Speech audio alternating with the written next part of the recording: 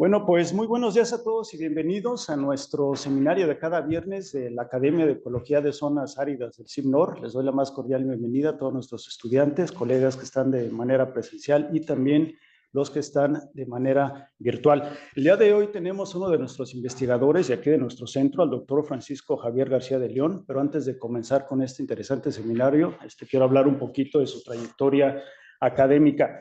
Él tiene la licenciatura en Biología por la Facultad de Biología de la Universidad Autónoma de Nuevo León. Estudió posteriormente Oceanología Biológica en la Universidad de Bretaña Occidental y París, en Francia. Tiene un doctorado en Oceanología en la Universidad Mediterránea en Marsella, Francia. Ha sido profesor de la Universidad Michoacana de San Nicolás de Hidalgo, en Morelia, Michoacán, investigador titular sede del Instituto Tecnológico de Ciudad Victoria, Tamaulipas. Fue investigador también en el Hospital Infantil de Ciudad Victoria, en Tamaulipas. Trabajó en el Laboratorio de Genética y Servicios Periciales del Estado de Tamaulipas y tuvo un año sabático en la Universidad de Guelph, en Canadá. Tuvo una estancia profesional en el Centro de Estudios del Cuaternario, Fuego y Patagonia, Antártida, en Punta Arenas, Chile. Del 2003 al 2014, un año sabático en el Centro de Estudios del Cuaternario y Patagonia, Antártida, en Punta Arenas, Chile también. Año sabático en la Universidad de Montana, en Estados Unidos. Actualmente es investigador titular C y jefe de laboratorio de genética de la conservación del CIMNOR. Ha participado en la formación de varios laboratorios como fundador y jefe, en el caso del Laboratorio de Biología Integrativa del Instituto Tecnológico de Ciudad Victoria, en Tamaulipas, como jefe de laboratorio de genética para los servicios periciales en el gobierno de Tamaulipas, en Ciudad Victoria, fundador del Laboratorio de Ecología Molecular en el Centro de Estudios del Cuaternario, Patagonia y Antártida, en Punta Arenas, Chile, y fundador y jefe del Laboratorio de Genética de Conservación del CIMNOR. Ha tenido más de 50 estudiantes, entre estudiantes de licenciatura, maestría y doctorado. Tiene más de 199 publicaciones en artículos indexados, 22 artículos arbitrados, 18 capítulos de libro, 9 artículos de memorias y congresos, 12 artículos de difusión, incluido un libro.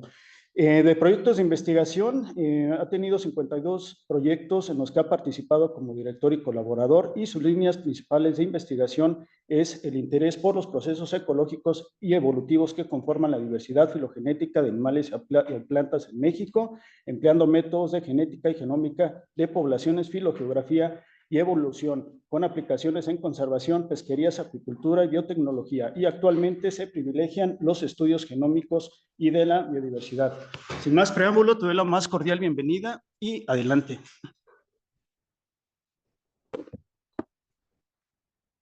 Buenos días, muchas gracias, Alejandro, por esa reseña.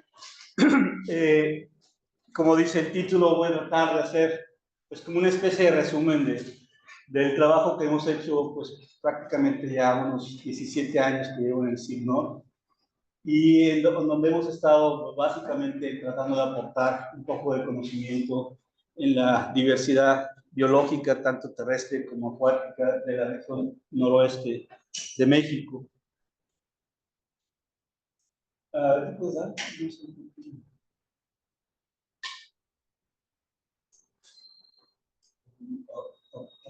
Ok.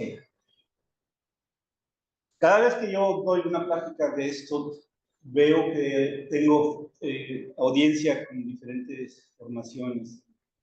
Y debido a eso, pues siempre me gusta dar un pequeño espacio de la plática, de considerar un marco teórico para ubicarlos, de qué es lo que hacemos, qué metodología, herramienta conceptual y herramienta práctica de laboratorio usamos para poder entender un poco el pasado, ¿no?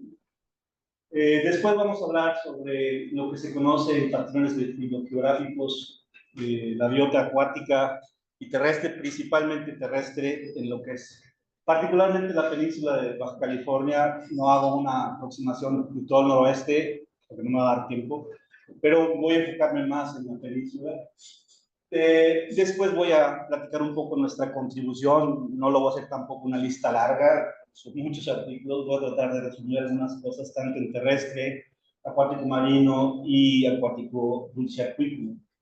Y al final, espero tener tiempo, pues tratar de hablar un poco de conservación al uno imponer más nuestro interés científico, nuestro interés de conocer el pasado, a veces nos olvidamos un montón de que eso que estamos aprendiendo, que estamos entendiendo, pues no se conserva, ¿no? Y entonces un poco tratar de sensibilizar. ¿Le puedo poner? Bueno, adelante. Uno de los conceptos más fundamentales en ciencias biológicas es el concepto de especie y es muy importante para todas las disciplinas, tanto aplicadas como fundamentales, ¿no? No voy a hacer una lista de todo, ahí están, pero le puedes hacer la siguiente.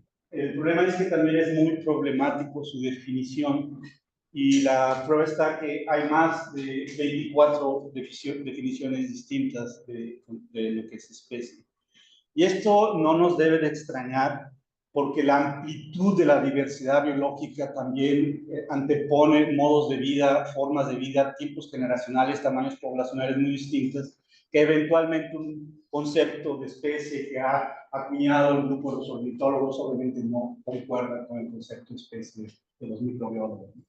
Pues bueno, eso ha generado mucha discordia, pero es lo que nos unifica en biología. Adelante, por favor.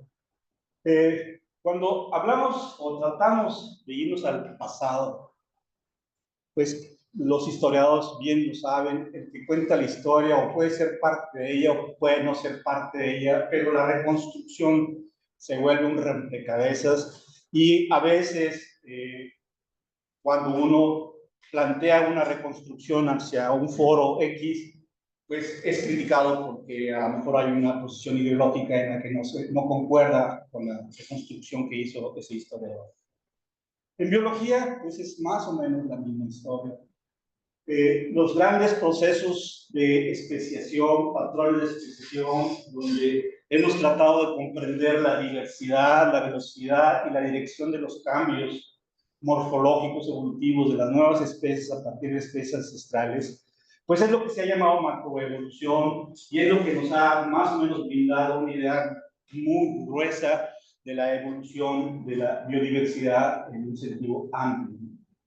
Pero independientemente de cualquier momento en el tiempo geológico o en el tiempo reciente, los inicios de ese proceso de exposición pueden ser algo como lo que ahora más o menos describo. Entonces tenemos una población o una especie constituida de varias unidades de individuos que se pueden reproducir dentro de sí y entre sí, y entonces tenemos una población, digamos, palmíptica, ¿no? Y esto, pues con el tiempo transcurrido, de alguna manera va evolucionando y de alguna forma puede ocurrir alguna barrera, pues intrínseca o extrínseca, que inicia la divergencia. Y al estar no en contacto, grupos poblacionales empiezan a evolucionar con una serie de cosas que vamos a hablar más adelante, hasta conformar especies. Que ahora viene el biólogo y dice, esto es una especie bajo el concepto de morfología, etc. Pero la evolución no se detiene, la evolución es constante, no es un proceso estático, es un proceso bastante dinámico. Y en muchas ocasiones encontramos hibridaciones. Y nomás para comentarles, dentro de los botánicos la hibridación es un proceso que ha sido considerado como un proceso, un mecanismo de especiación. Mientras que para los zoólogos más bien es como algo raro, o fue algo raro. Y con métodos moleculares nos hemos dado cuenta que no es raro, es mucho más frecuente de lo que pensábamos. De tal forma que ahora si reconstruimos árboles filogenéticos vamos a ver muchos de los árboles filogenéticos reticulados, y esa reticulación puede deberse a este proceso muy inicial en sus etapas muy embrionarias. Pero este proceso también lo hacen de la misma forma todas las especies, pero el problema de las especies es que no son iguales. De las otras, no sé si voy a cambiar. Ok, no, sí. El problema es que muchas especies tienen tiempos generacionales distintos. No es lo mismo nuestro tiempo generacional de 24 años, que renovamos nuestra población, a un tiempo generacional de las bacterias que se renuevan cada dos horas, ¿no? Y dependiendo del sistema de reproducción, pues bueno, cada evento de reproducción marca digamos, un barajeo de los genes, una recombinación de ellas y se genera un nuevo pool génico. Entonces es dinámico esto y se pasa generación tras generación. Y si nosotros consideramos un tiempo determinado, digamos 1 millón de años, pues ahí, dependiendo de la especie, vamos a encontrar muchos eventos de especiación, en algunos a lo mejor ni se han especiado, por ejemplo, en el caso de los cardones, quizás una especie, pero si vemos en bacterias, virus, podemos ver un montón de especies. Entonces, la perspectiva de la especiación se vuelve como muy rara, pero si entendemos que tenemos esto como especie específico, podemos entender el proceso de una manera dinámica cuando lo queremos conocer en una región geográfica del mundo. Adelante.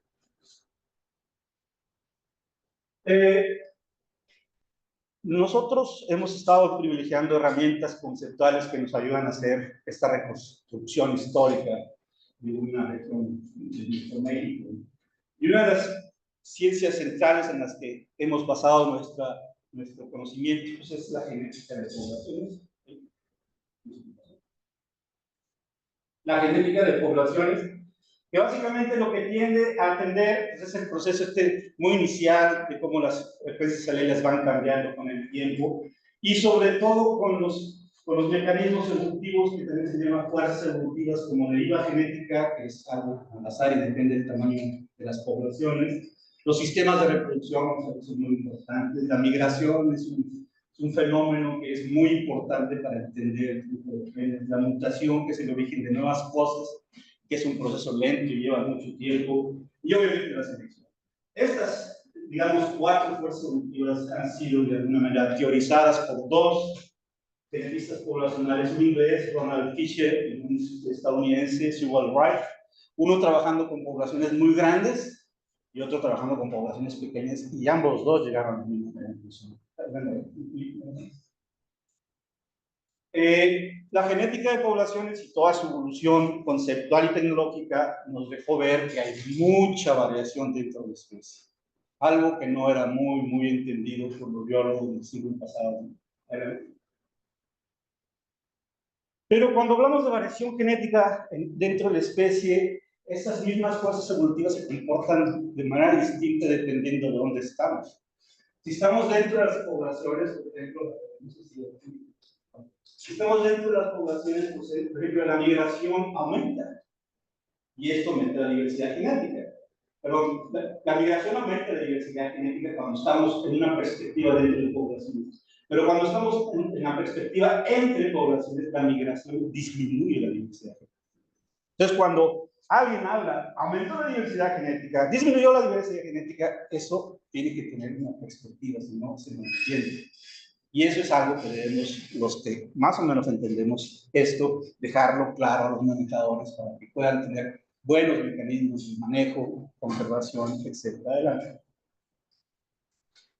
La otra gran disciplina a la que hacemos un llamado, pues es obvio la filogenética y todas sus consecuencias, ¿no? Es las relaciones de parentesco y antecedente y ancestros, y nos queremos ver cuál es la aproximación de ellos, y para ello usamos conceptos. El principal es la homología. No importa que sea de forma, también molecular debe existir para poder encontrar esa relación entre ancestros y descendientes. Y con esas ideas generales y mucho gabaje matemático, construimos adelante un árbol de la vida que nos trata de interpretar cómo están relacionadas las especies y aparentemente de dónde surgieron y cuáles son nuestros ancestros.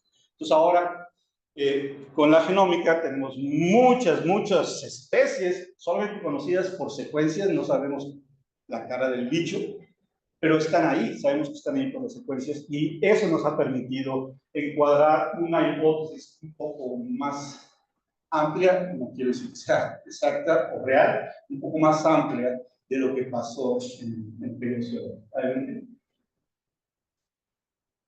La filogeografía es algo también que también echamos mucha mano de esto, y pues trata de entender cómo se comportan algo que le hemos llamado linajes genealógicos, es decir, son unidades genéticas que van evolucionando, generando estos procesos de divergencia muy inicial que en un momento determinado pueden transformarse en algo como una nueva especie. La filogeografía al inició, valga la redundancia, estudiando especie por especie, y cuando uno se dio cuenta era necesario ver si la parte ambiental, la parte geográfica podía decirnos algo sobre los patrones de especies codistribuidas, pues entonces empieza a generar conceptos muy dinámicos en filogeografía comparada que pueden ser netamente descriptivos, viendo la parte nada más cualitativa, o podemos usar métodos estadísticos explícitos que nos permiten generar hipótesis y probarlas sobre algo en donde no existimos, sino simplemente como conocemos más o menos el proceso del mecanismo muy inicial de evolución, podemos de alguna forma jugar con datos para poder determinar hacia dónde pudo haber habido una migración de esos linajes. Aquí el ejemplo que les pongo es un parásito de un mamífero y ustedes ven los linajes que se van distribuyendo en diferentes partes de Europa coinciden. Y eso, de alguna manera, prueba la coevolución entre el parásito y el hospedero. Dado que este parásito no puede vivir fuera del hospedero. Entonces, la relación estrecha que tiene el parásito con el hospedero es bastante amplia e incluso lo podemos ver dentro de linajes genealógicos. Entonces, es muy poderoso esto. Adelante. Otra gran área en la que basamos nuestra interpretación del pasado pues es la genética del paisaje. El paisaje genético es una disciplina muy reciente que eventualmente nace con ecólogos paisajistas, ecólogos muy diestros en hacer matemáticas, en hacer modelaciones de nicho, en usar sistemas de información geográfica, toda la carga arsenal fuerte para poder interpretar procesos espaciales muy complejos.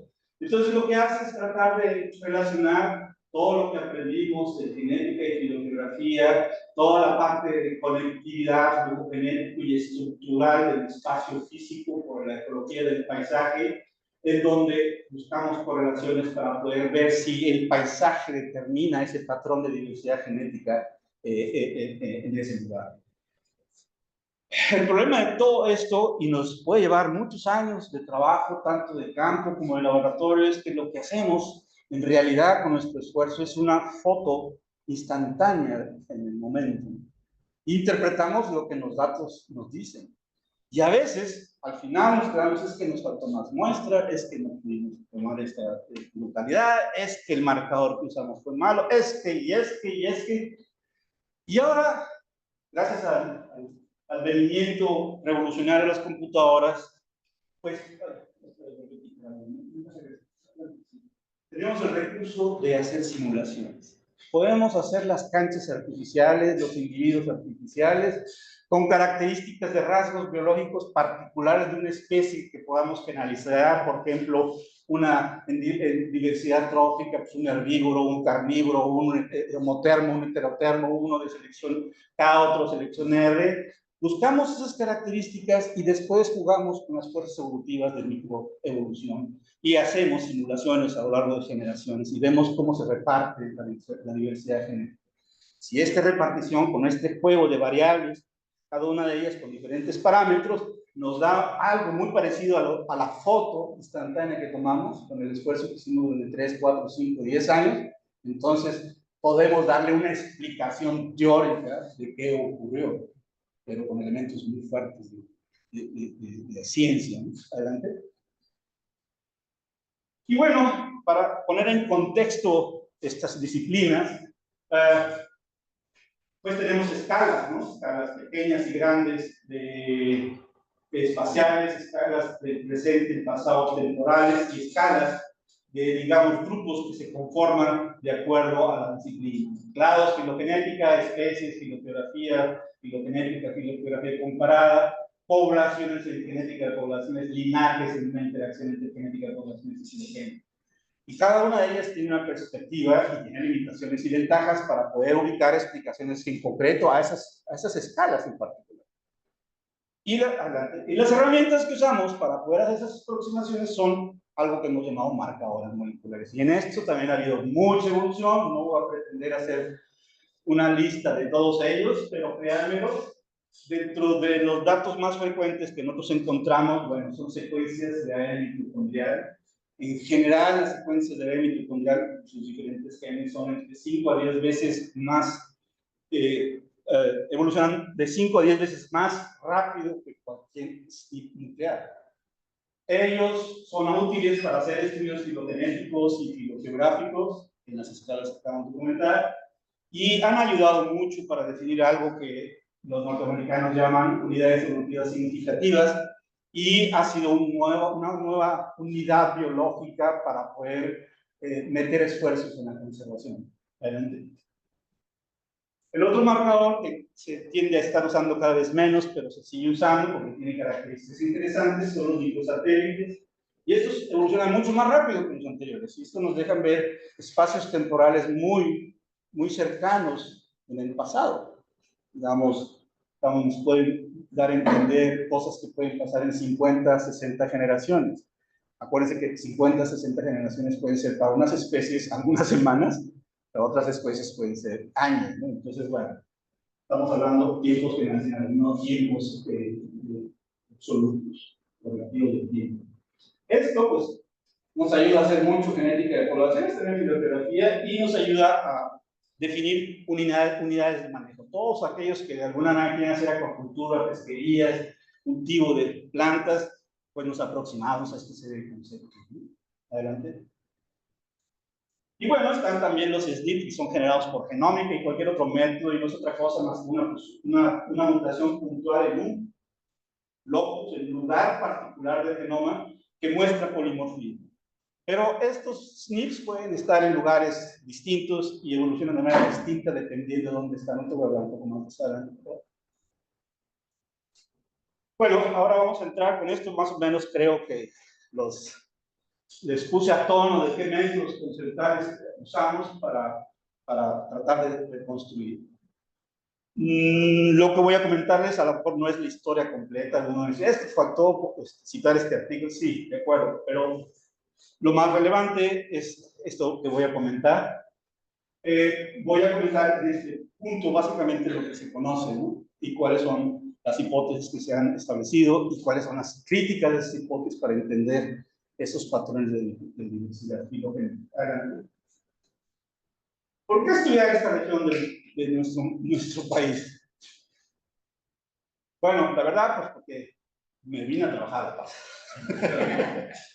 No, en serio, hablando en serio, es una región muy bella, es una región paradigmática, tiene una historia geológica importantísima, abundante. El mismo Golfo de California es provocado por un evento geológico importante que sucedió hace muchos millones de años. Pero además de todo dado como que es un punto que se ha estado separando del continente, hay mucha efervescencia de estos procesos de divergencia muy iniciales. Y lo que los taxónomos han llamado diversidad críptica. Es que la especie que yo encontré acá en el centro del país, acá en La Paz, sí, seguramente porque se aisló en términos geológicos recientemente. Entonces tenemos muchas cosas que podemos dentro de la misma especie, muchas cosas que pueden ser especies para el concepto de especies de otros criterios. Entonces, bueno, hay mucha diversidad críptica, hay por lo tanto también mucho endemismo por este aislamiento durante muchos años. Adelante, por favor. Pero sobre todo, y es lo que nos llama la atención desde el punto de vista estético humano, es la heterogeneidad del paisaje y el hábitat. Encontramos de todo y encontramos para todo tipo de caracteres, ¿no? Desde bosques tropicales caducifolios, matorrales desérticos, llanuras bajas, manglares, etc. Entonces es una área muy rica que sería muy lamentable perderla, ¿no? Por lo que más nos acontece acá, que no en la Baja, pero sí en Sonora, la minería y cosas de ese tipo, pero acá en la Baja el turismo, ¿no? El turismo desmedido es algo que puede acabar con esta situación. Bueno, durante el último cuarto del siglo pasado, pues se estudió mucho en la parte geológica, por geólogos, culturólogos, y plantearon hipótesis de procesos que se han llamado vicariantes. Estos procesos vicariantes han generado divergencias en grupos biológicos muy diversos. Y el principal, pues bueno, inició hace 5 millones de años, que es la formación del Golfo de California. Otros dos procesos de vicarianza, pues son los canales interpeninsulares en el Istmo de La Paz, el otro en el norte, y el más recurrido, el más inventado, sobre todo con muchas evidencias filogenéticas que vamos a ver, es el canal medio peninsular que pasa por el Vizcaíno, el desierto del Vizcaíno. Y bueno, ellos, los geólogos, pues, más o menos ponen tiempos en las que ocurrieron, en millones de años, en millones de años, etc. Vale. Riedel y su grupo, que son básicamente mastozólogos y herpetólogos, publicaron en NAS un artículo muy interesante, novedoso.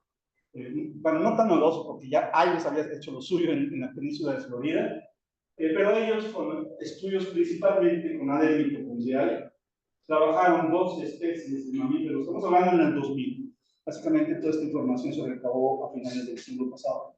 Y el resumen, digamos, el metaanálisis fue en el 2000. En ese entonces se trabajaron dos especies, mamíferos, aves y reptiles, para usarlos y conocer cómo la historia geológica, esta hipotética que habían generado los geólogos en el Mioceno tardío, de 11,5 millones de años, y el Pleistoceno entre 2,6 y 11.700 años, impactó la divergencia específica de la fauna de la región. Y en este caso, es fauna. Y una de las cosas que encontraron,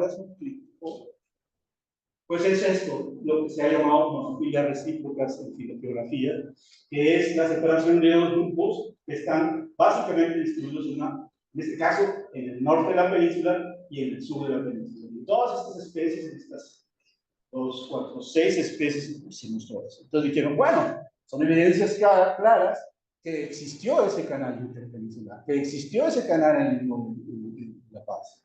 Entonces fue un reconocimiento, fue algo que de alguna manera representó un reto a seguir presentando pruebas desde el 2000 y adelante.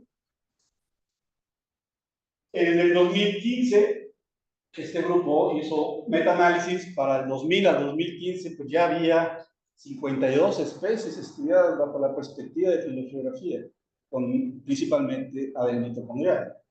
Y entonces hicieron una especie como de ver en qué parte se presentan estos grupos monofilíticos recíprocos, y encontraron que más o menos en el paralelo entre 27 y 28, donde está el canal interpeninsular, la frecuencia más alta de clados recíprocos monofiléticamente se presenta en esa zona. Entonces, bueno, sí, estamos probando el canal interpeninsular. Adelante. Sin embargo, adelante, hay una serie de críticas, no críticas, hay una serie de hechos que nos hacen pensar que tenemos que tener otras ideas que podamos contrastar lo que ya se ha, digamos, avanzado en la ciencia. Nadie tiene la razón, nadie estuvo ahí, estamos usando los métodos que la ciencia nos da y lo estamos tratando de interpretar. Y como científicos tenemos la obligación de pensar en todo. Y entonces yo creo que hay gente que ha pensado, bueno, ok, de acuerdo, la mayor parte de todos los estudios han sido hechos por un solo gen y se han dado explicaciones ad hoc. Adelante. No, antes, para ver esto de mí. Y sabemos ahora, con modelación y un montón de cosas, que un solo gen puede esconder la verdadera historia filogeográfica de las poblaciones. Si usamos simulación, y por cuál esencia podemos ver y probar que las monofilias recíprocas, que es lo que se está presentando como evidencia, pues pueden ocurrir por ausencia o muy poco flujo genético. Entonces, si usamos esto de la genética de poblaciones, de la migración, el tamaño efectivo de población, una población ancestral, y jugamos con simular generaciones hacia el presente, pues hemos llegado a la conclusión que una tasa de migración inferior a 1, un migrante eficaz por generación, es suficiente para dar una filogenia monofilética. Entonces, no solamente la licaranza puede dar eso, sino que otras posibilidades pueden dar ese fenómeno que se presenta como evidencia. Por otro lado, si estamos hablando que todas las especies fueron comprometidas con ese proceso vicariante, con esa separación de la península para formar el canal interpeninsular, y duró un tiempo para poder generar divergencia, por generaciones tras generaciones, entonces la distribución debería ser debería estar distribuida de forma no aleatoria. Y sin embargo, fue muy precisa, pero no abundante, solo el 20% de las especies presentaron monofilia. Entonces, por lo que quiere decir es que en algunos otros lados se presentó también que no corresponde necesariamente al renamiento. Y bueno, ahí también queda esa duda. Adelante.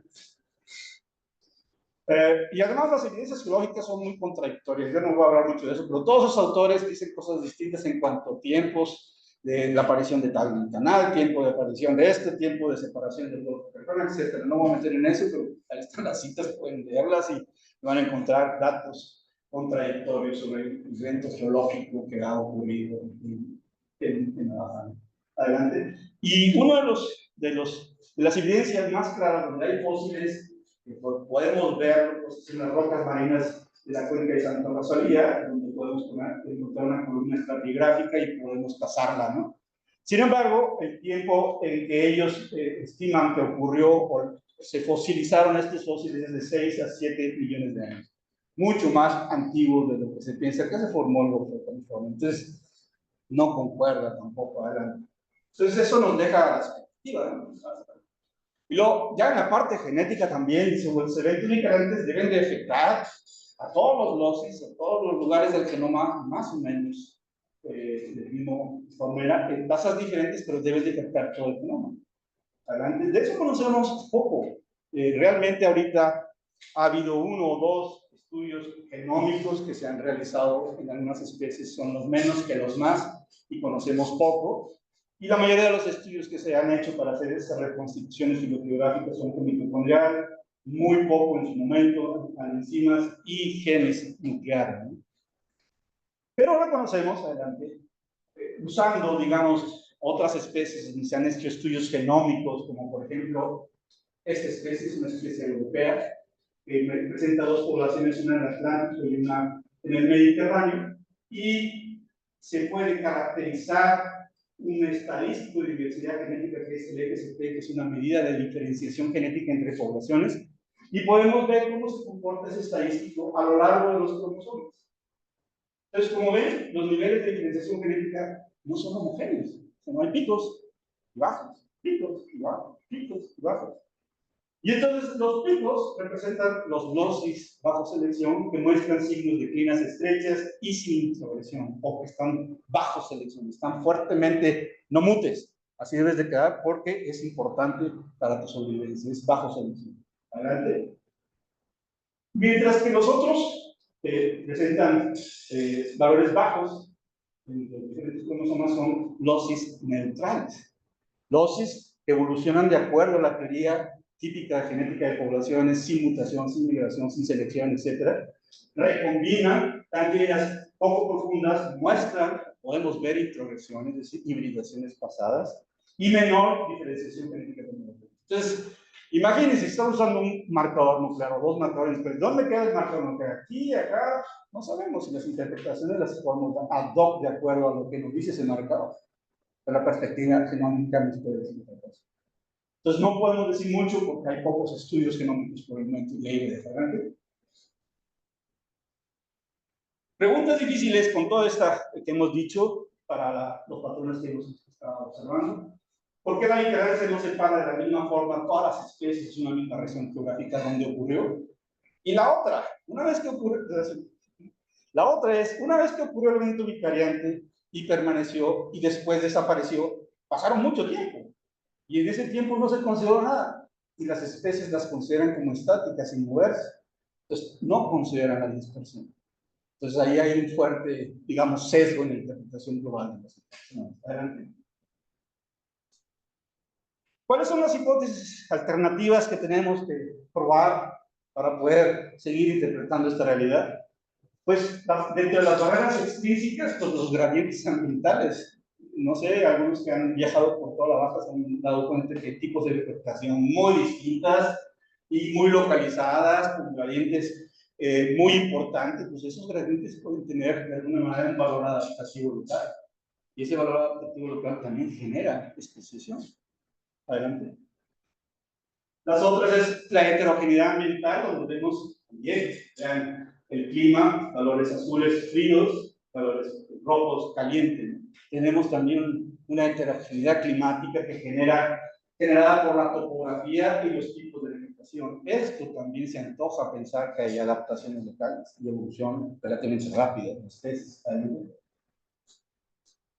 Y obviamente el efecto del cambio climático del último máximo glaciar, aunque sabemos que estos han sido cíclicos en los últimos 400 años, el último evento climático que ocurrió más o menos hace 20.000 años tuvo un efecto importante en toda la flora y fauna norteamericana, y ahora estamos en un proceso de calentamiento. ¿Qué efecto tuvo esos cambios climáticos? No se ha considerado en su magnitud. Sí, un poco, pero no en su máxima magnitud. Y dentro de barreras internas es algo que también muy poco se ha pensado, ¿no? Sistemas de reproducción, Francisco, pues todo se reproduce sexualmente, ¿no? Y aunque se reproduzcan sexualmente, digo, en el caso de Cardona, es ahí una situación increíblemente interesante. Entonces hay que ver los sistemas de reproducción, porque los sistemas de reproducción pueden generar un mecanismo de divergencia en las frecuencias alérgicas. Hibridación. No voy a hablar en detalle, puse las arañas a favor de Alejandro, pero también tratamos de hacer algo con la hibridación, con un par de arañas que encontramos en la baja, y voy a platicar un poco de ellas, pero la hibridación también genera especiación o procesos de divergencia. Y todo inicia, no crean que con el gran registro de los marcadores moleculares, sino empieza con el cortejo. Y el cortejo en algunas especies es tan importante que cuando son muy parecidas las especies y el macho corteja a la hembra de una manera, moverse a la izquierda, mientras que la otra especie se mueve a la izquierda, se enfrenta con una hembra que responde hacia la derecha, pues ahí va a depender si lo acepta o no. Y si lo acepta o no, hay transferencia de genes. Y si hay transferencia de genes, hay generación tras generación. Entonces, el cortejo puede generar o no. El rompimiento de estos patrones de barreras intrínsecas puede ser muchas. Nosotros lo hemos encontrado, por ejemplo, en ríos. La contaminación ha generado que especies que viven a lo largo del río se hibriden simplemente por contaminación. Desconocen por coloración a la hembra con específica e híbrida. Entonces, eso también puede generar divergencias o no. Adelante. Hay muchas cosas más, pero digo, no es una clase. Muy rápidamente, ¿qué pasa en el ambiente acuático? No voy a dar todos los ejemplos, voy a dar el ejemplo más ícono de todo lo que es esta región de nuestro país, que son los famosos peces disyuntos, que son un grupo de casi 27, 28 especies, en donde muestran ese patrón de monofilia recíproca, es decir, un grupo de individuos y unas poblaciones que están dentro del Golfo Californiano y otros que están fuera del Golfo Californiano, pero además no los encuentras en la boca del Golfo de California. Están separados. Y así lo han encontrado en esas especies monofilias recíprocas. Pero también se han encontrado especies disyuntas con estas características también. Entonces, ahí hay algo también mucho que analizar en cuanto a las especies pelágicas, las especies relacionadas a arrecifes, es otro rollo, que también hay que meter, no vamos a meter en eso. Solamente para ver que los patrones filogeográficos en el mar también existen y se pueden estudiar y se pueden entender para fines de conservación adelante. Y en el caso de los peces de agua dulce, que son los que a mí me ha tocado trabajar, y por eso nomás doy dos ejemplos aquí, y un ejemplo cuando lo describa, son los bagres de la región del Yaqui. Los bagres tienen su origen en el río Mississippi y muchos millones de años atrás migraron hacia el sur. Unos corrieron por la vertiente atlántica y otros han invadido la vertiente pacífico y han especiado a lo largo del camino. Entonces, los bagres del Yaqui son únicos, que han especiado casi por cuenca hidrológica, como adelante los otros, que tienen un origen biogeográfico muy diferente. Por ejemplo, las truchas de la Sierra Madre Occidental. Teóricamente, estas se originaron a partir de la última glaciación, cuando se empezó a calentar, cuando se enfrió las aguas, las truchas arcoíris que viven más o menos en esta región de California y Oregon, migraron hacia el sur, y luego encontraron el Golfo California, penetraron el tiempo cambió, se hizo más caliente, ya no regresaron, sino se metieron a las diferentes cuencas y ahora se nos muestran como especies distintas. También ese es el ejemplo que les voy a pintar adelante. Entonces, bueno, esos patrones pueden tener orígenes muy distintos y escalas espaciotemporales también muy distintas. Y son importantes entenderlo para conservación, como lo voy a decir más adelante. ¿Qué hemos hecho nosotros? Pues, comentar la araña, también reconociendo las gracias a Alejandro. Nosotros empezamos a estudiar el primer estudio filogeográfico y taxonómico molecular, este grupo de especies, es Barbosa Sierra.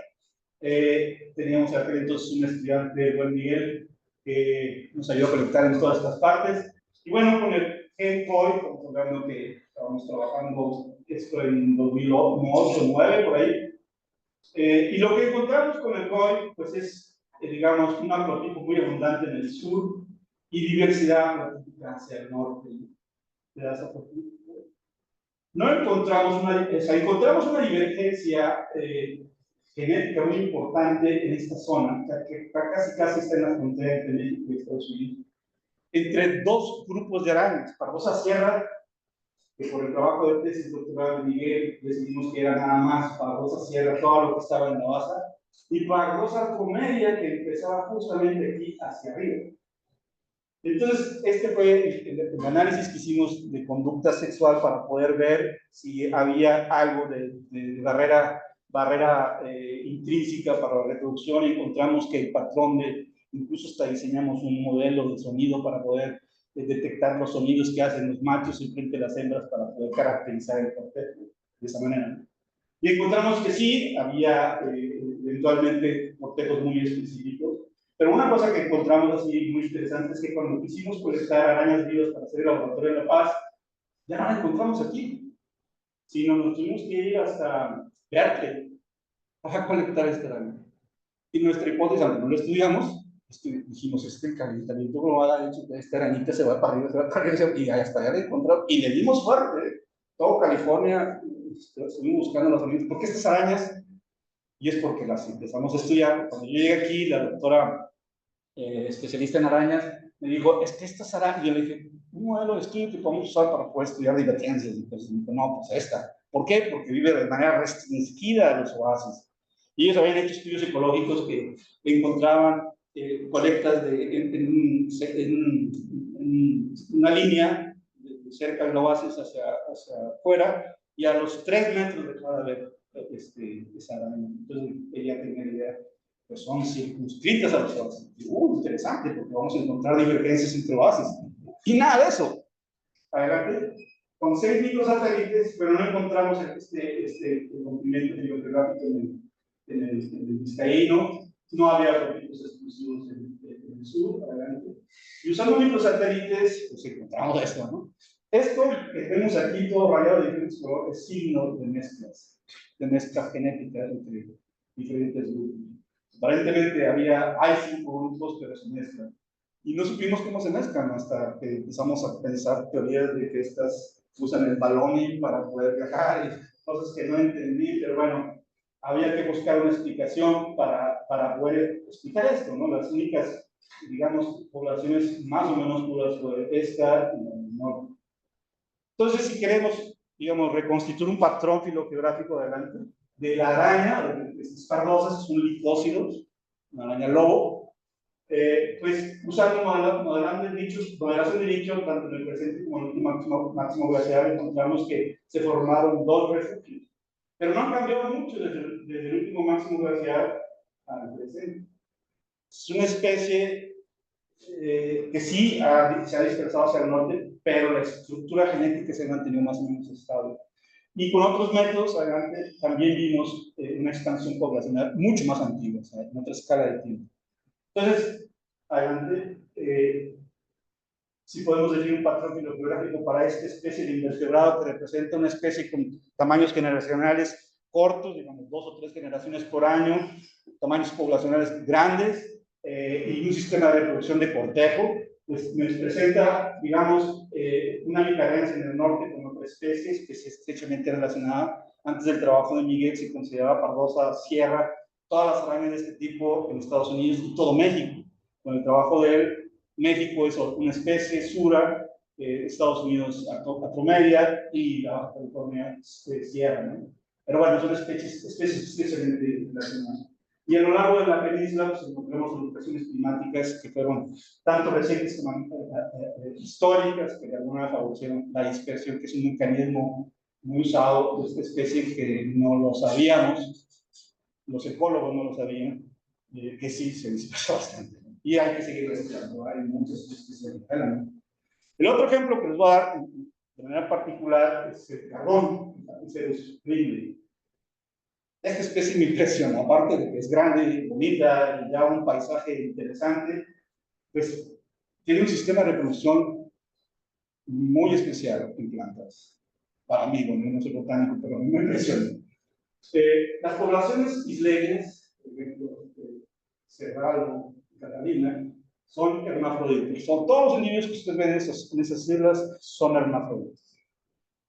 Y si ustedes ven sus tamaños, sobre todo en Catalina, son monstruos, ¿no? Las poblaciones norteñas, estas de por acá, tienen dos sistemas de reproducción, son hermafroditas y hembras. O sea, hay palos que son hembras y otros palos que son hermafroditas. Las hembras necesitan del polen para poder ser fecundadas. Ellos se llaman ginodóicos y la población sureña de por acá son dioicos, son machos. Se dirán, a ver, los machos, ¿no? ¿Dónde están los machos? Bueno, están los machos acá en el sur, hembras y hermafroditas. Y los cabos es paradójicamente interesante porque el 63% de la población son machos. O sea, hay muchos más machos en los cabos que lo que puedes encontrar toda la vida. Esa estructura del sistema de reproducción nos da con esta caracterización genética. Primero, encontramos 5 poblaciones. En los cabos, una población sureña, norteña, una población de isla, aquí lo pusimos como negro, y otra de isla, Catalina, que pusimos como rojo. Pero además estas de islas, además de ser sistemas de reproducción hermafrodita, son triploides. ¿Por qué son? O sea, eso es lo que hemos caracterizado. ¿Por qué son triploides? Quizás la triploidea ha permitido el gigantismo, no lo sabemos, pero sí tienen características distintas. Y entonces, cuando quisimos ver más allá, quitamos la parte matemática y tratamos de relacionar la genética con simplemente un gradiente latitudinal, pues encontramos una fuerte correlación de elemento por distancia. Es decir, los organismos muy cerca entre sí son muy parecidos genéticamente y los organismos que están muy distantes entre sí son muy diferentes. Entonces hay un aislamiento por distancia, con donación de líquido, encontramos un refugio en el sur. Y entonces en el sur, si planteamos el último máximo glacial, había machos, hembras y hermafroditas. ¿Quiénes son los que se están yendo hacia el norte? Las hembras y las hermafroditas. Son las más resistentes, son las que están en el norte. Entonces estamos entendiendo cuál es el proceso de expansión de un cactus que además sus tiempos generacionales son del orden de 100 años y cosas por el estilo. O sea, y una vida nuestra podemos encontrar que existan 2 generaciones en esta especie. Entonces, si caracterizamos su patrón filogeográfico, fue afectado por fluctuaciones climáticas, hay variación geográfica de las tasas de autofecundación asociadas a diferentes capacidades debido a la pronunciación de sexos distintos, principalmente por hembras, y obviamente ese aislamiento de los cardones en las islas nos tienen impresionados, pero ahí están, hay que explicarlo. Adelante. Entonces, bueno, así podía haberles descrito las 6 especies que estudiamos, pero recientemente me encontré a una estudiante que ya venía de la maestría, estaba trabajando en este tema, y bueno, a ella le gusta mucho la parte matemática, y bueno, vamos a hacer metaanálisis de todo lo que tenemos. Trabajamos todos con microsatélites, el proyecto era tratar de homogenizar los marcadores nucleares siendo microsatélites de especies que estuvieran codistribuidas, ¿no? Para ver si algún efecto ambiental tendría un efecto sobre el patrón de diversidad genética espacial. Y entonces publicamos recientemente este trabajo sobre el impacto que tuvo el máximo glacial, el último máximo glacial, sobre variables de diversidad genética obtenidas por microsatélites en todas estas especies. Dos cactus, una araña, un reptil y 2 aves. No voy a ir a los detalles, adelante. Pero lo que encontramos utilizando modelos adaptativos generalizados jerárquicos, que es una forma de tratar de explicar qué variables ambientales, climáticas, podrían explicar el patrón de diversidad. mediante el parámetro de velocidad o mediante la riqueza del líquido, que son dos medidas distintas que nos dicen cosas distintas. Pero bueno, aquí pues no encontramos un patrón que fuera concertado para todas las especies. Una respondía a una variable, una era distinta a la otra, etc. Entonces, no voy a explicar en detalle eso, pero créanme que cada una de las variables explicaban el crecimiento, el aumento o la disminución tanto de velocidad como de riqueza. Adelante.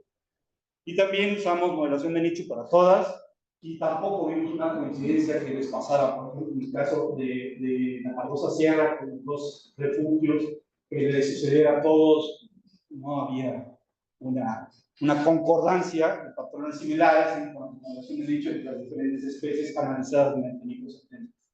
Entonces, nuestras conclusiones fueron, adelante, nuevamente, no hay respuesta concertada al cambio climático del último máximo glaciar durante el Pleistoceno. Cada una de las especies responde de manera diferente o respondió de manera diferente. La diversidad de especies de cada una de las especies respondió de manera diferente.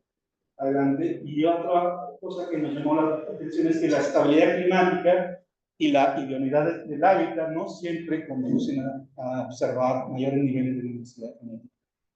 Entonces, eso es preocupante, ¿no? Porque puede haber no suficiente diversidad genética como para poder atender a un impacto debido a turismo y cosas por el estilo. Adelante. Bueno, no nos queda o meterle más dinero a hacer genómica, cosa que ya no lo vamos a hacer, al menos en mi presencia, y nos queda hacer simulación. Entonces, en la parte del segundo tema de tesis de Nayeli, pues va a tratar de usar este programa, y la idea es, pues, armar todo como un pequeño juego. Pero en lugar de utilizar especie calón, especie tal, pues vamos a utilizar características de historia de vida que podamos tipificar. Por ejemplo, dar un ejemplo nada más. Especies con selección K contra especies con selección R. Y entonces vamos a partir de un tipo de marcador, puede ser un satélite, puede ser SNP, puede ser por cromosoma, y vamos a crear las poblaciones ancestrales y lo vamos a echar a correr, pues teniendo sus tipos generacionales, por especie, etc. Y vamos a ver cómo se reparte la diversidad genética para ver si hay coincidencia. Está en proceso, hay mucho trabajo que hacer. En el mar, pues hemos estudiado esta especie, la merluza. La merluza es una especie que también empecé a estudiar muy al inicio, cuando llegué al signo, y pues no he terminado de ella, todavía tengo muchas cosas que aprender. Pero cuando yo llegué, se reconocían dos especies de merluza, una merluza norteña, que se llamaba merluzos productus, y a partir más o menos de la mitad de la península había otra especie que se llamó merluzos angustinanos, que incluso se introducía al Golfo de California.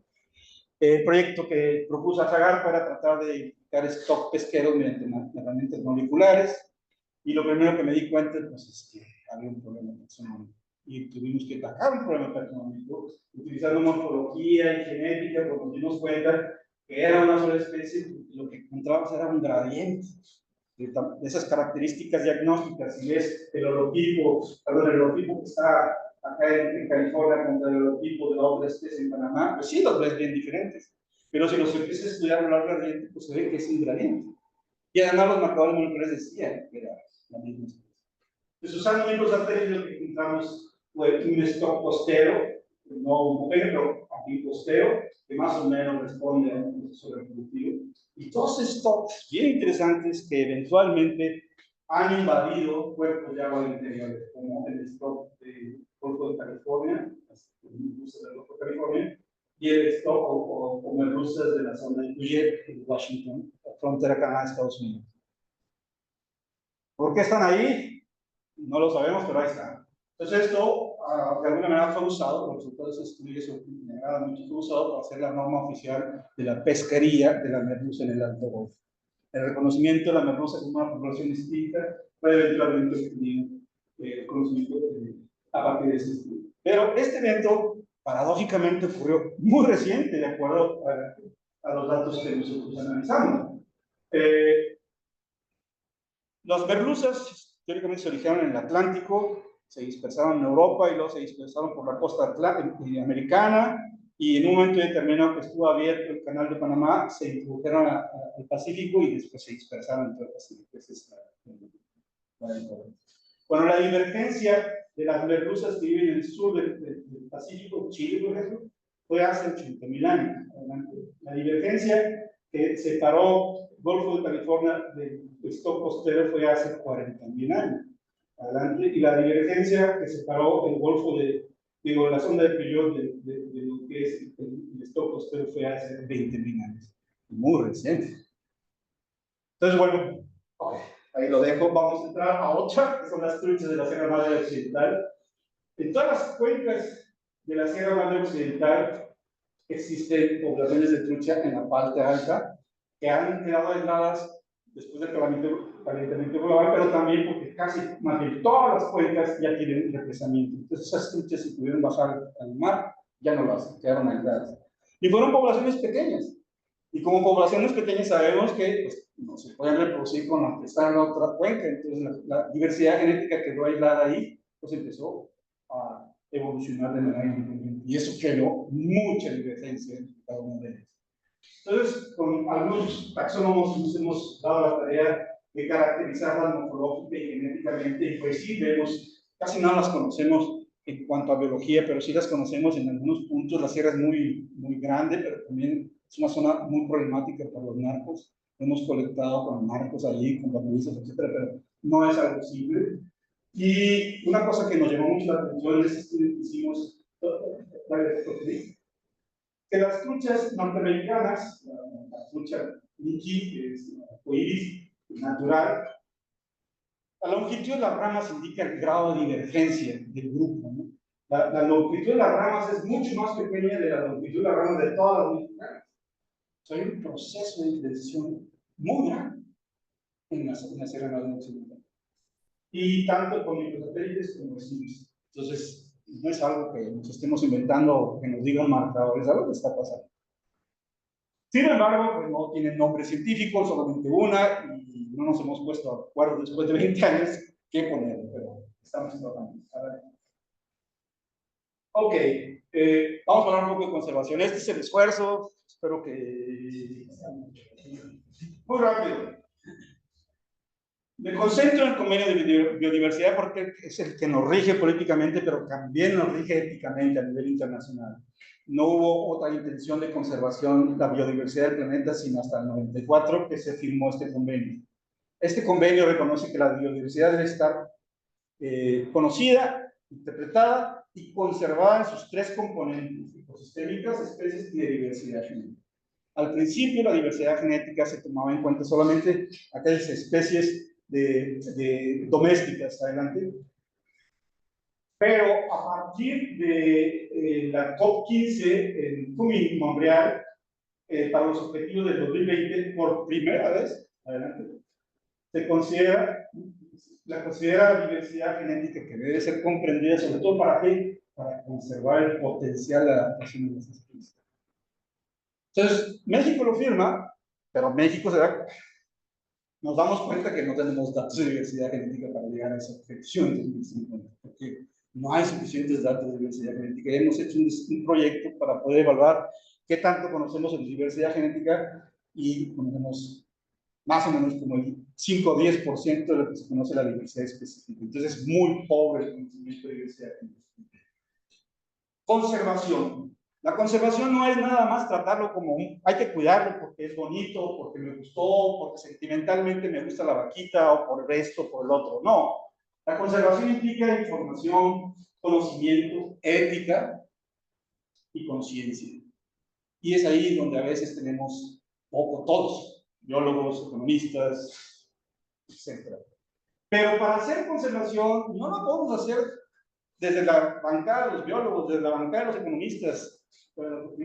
Tenemos que ponernos de acuerdo, sociedad y economía, con todo el conocimiento que tenemos de economía, comercio, modelos de desarrollo, población, política, grupos técnicos, etcétera. También, ciencia, todo lo que esté en amarillo, pues obviamente necesitamos conocer para poder saber qué es lo que tenemos. Si no lo conocemos, simplemente lo consideramos como basura o inservible.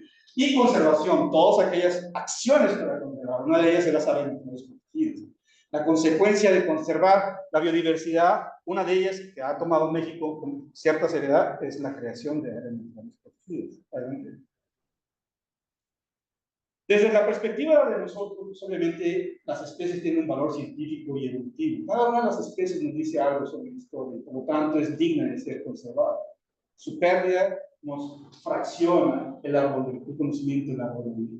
Entonces, por ahí es importante tener conciencia de que hay que conservarlas y hay que respetarlas. El ejercicio de conservación son las áreas naturales protegidas. Particularmente en la área donde estamos, en la península, pues tenemos estas áreas naturales protegidas. Entre más grandes, mayor presupuesto, teóricamente debería haber. Y una de las cosas que tienen conservación es que hay que optimizar los recursos económicos para la conservación. De alguna manera, las 82 especies que se han estudiado bajo genética han mostrado mediante análisis que la mayor capacidad de evolución, de divergencia, se encuentra en esta parte y en esta parte. Ahí deben estar de manera muy particular las áreas. Y sin embargo, las tenemos un poco más amplias. Quizás con esta información podríamos optimizar los recursos económicos. Pero solamente después de haber conocido eso y después de que, si vemos quién ha hecho esos 82 estudios, pues casi como el 70% han sido norteamericanos. Entonces, el recurso mexicano para conocer la diversidad genética es pobre, no existe, es muy poco. Las introducidas. Estas especies que no se conocen y que están ahí, pues han vivido milenariamente con los rarámuris, con los yaqui, con los mayo, y a ellos no se les preguntó la introducción de esta especie que es la introducida, la trucha arcoíris. Y hay sistemas de cultivo a lo largo de toda la cuenca sin permiso de los grupos originarios y eventualmente están infectados. Hemos hecho mucho trabajo genético para ver cómo impactan esas isofactorías de cultivo sobre las poblaciones y genomas nativos, y si lo hacen. Hay alguna esperanza, pero sí lo hacen.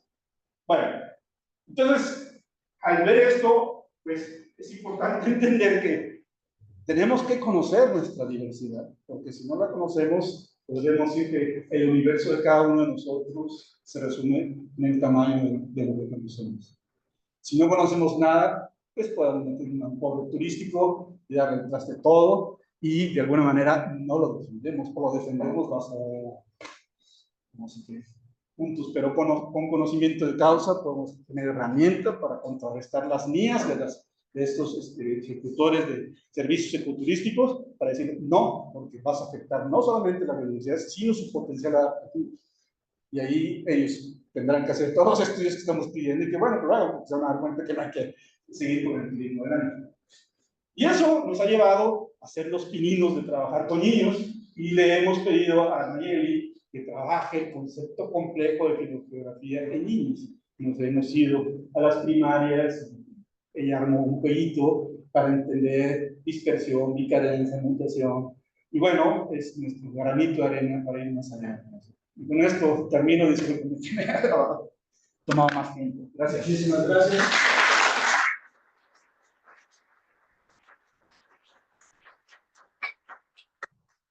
Agradecemos mucho al doctor Francisco, creo que es un tema que tendrá muchas preguntas, desafortunadamente no tenemos tiempo, pero poder contar contigo para nuestros segundo seminario. El de áreas naturales protegidas, sí, claro. Pues ya estás ahí apalabrado.